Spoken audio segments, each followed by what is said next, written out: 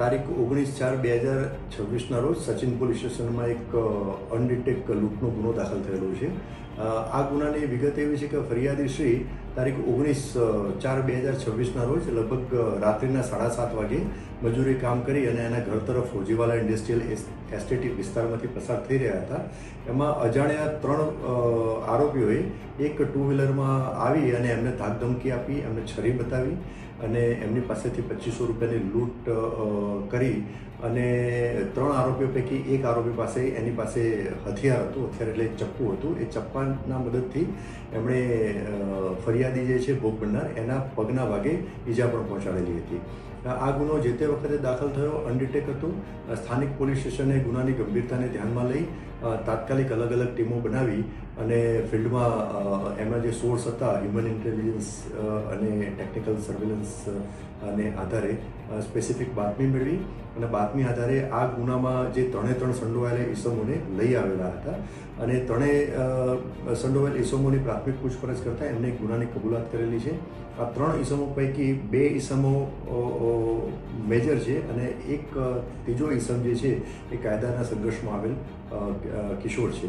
આ 3 ઈસમો પૈકી જે 2 આરોપી જે છે જે મેજર છે એમાંથી એક આરોપી જે છે એનું નામ છે કલ્પેશ ફૂલચંદ પાટીલ. એ રહેવાસી છે, ડિંડોલી વિસ્તારનો રહેવાસી છે અને બીજા આરોપીનું નામ છે રૂપેશ શાલિગ્રામ ઉર્ફે સિલિક મરાઠી. એ પણ ડિંડોલી વિસ્તારનો રહેવાસી છે.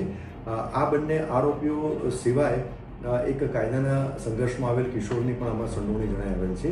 તપાસના કામે જે હથિયાર, જે વેપન વપરાયેલું હતું ચપ્પુ, એ રિકવર કરવામાં આવેલું છે અને 3 ઈસમો પૈકી જે 2 મેજર આરોપી જે છે એમની ગુનાની તપાસના કામે ધરપકડ કરવામાં આવેલી છે અને જે વાહન, જે ટુ વ્હીલર હતું ગુનામાં જે ઉપયોગમાં લેવાયેલું હતું, એ આરોપી નંબર 1 એટલે કલ્પેશ ફૂલચંદ પાટીલનું હતું. એ મોપેડ એક્સેસ પણ તપાસ દરમિયાન કબજે કરવામાં આવેલું છે.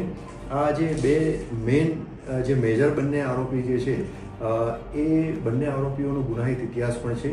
એટલે કે કલ્પેશ ફૂલચંદ પાટીલના વિરુદ્ધમાં ડિંડોલી પોલીસ સ્ટેશનમાં શરીર સંબંધી ગુનો દાખલ થયેલો છે અને તેના સિવાય જે રૂપેશ શાલિગ્રામ ઉર્ફે સિલિક મરાઠી એ ખૂબ જ રીઢો આરોપી છે.